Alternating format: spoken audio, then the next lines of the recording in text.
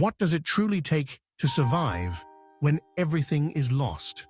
Picture yourself alone at the edge of the world, a vast desert stretching endlessly in every direction, a mountain peak enveloped in icy winds, or the boundless, indifferent expanse of the open ocean.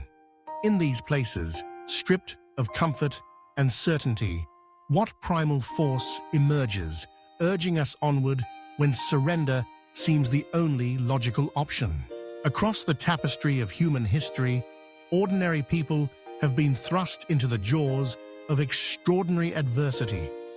Sometimes, fate intervenes in an instant. A plane shudders and falls from the sky. A storm shreds a boat apart.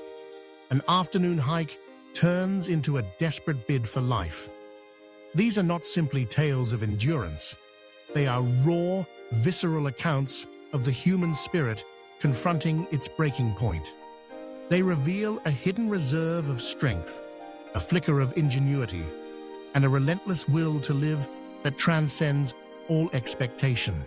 Consider Aron Ralston, a man whose solitary adventure in a remote Utah canyon turned into a test of unimaginable resolve. Trapped by a massive boulder, his right arm pinned, Ralston faced a grim reality. No one was coming to save him. In the isolation and silence, he made a decision few could imagine, sacrificing part of himself to reclaim his life. His story is not unique in its terror, but it is in its outcome. Or the survivors of the 1972 Andes flight disaster, thrown into a frozen wilderness. With little food and dwindling hope, they endured weeks of starvation, grief, and bitter cold. Their ordeal forced them to redefine the boundaries of morality and survival, making choices that would haunt them forever, but ultimately allowed them to return from the edge of oblivion. Then there's Stephen Callahan, whose small boat capsized in the Atlantic, leaving him alone on a tiny life raft for 76 days. Under the searing sun, battered by storms and menaced by sharks, Callahan clung to life by his wits, collecting rainwater, fishing with improvised tools, and holding on to hope when every day seemed to stretch into eternity. Such stories serve as powerful reminders of life's fragility and the razor-thin line that separates normality from chaos. The pattern is hauntingly familiar. Disaster strikes without warning, plunging its victims into a world where every moment is a fight for survival.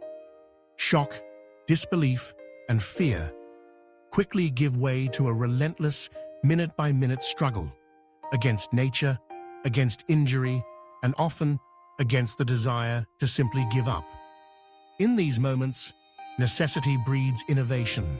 Survivors fashion shelters from debris, ration meager supplies with mathematical precision, and invent new ways to signal for rescue.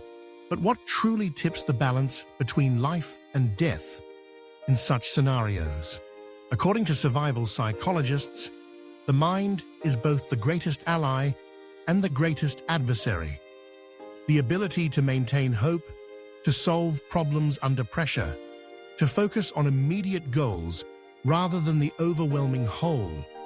These are the traits that separate survivors from victims. It is not always the strongest or the most skilled who endure.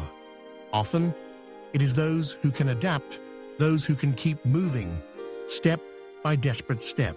Time and again, rescue workers encounter people who, by all reasonable accounts, should not have made it. Their will to live is almost palpable, defying the odds and rewriting the story of what is possible. Is it luck, resilience, or something deeper?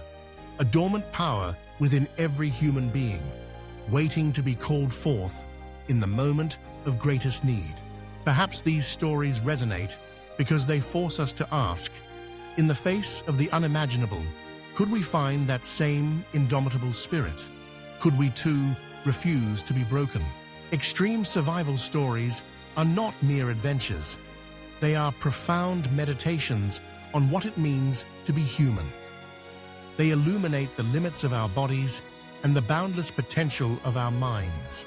In their echoes, we hear a powerful truth that even in the darkest hour, the will to live can, and often does, triumph.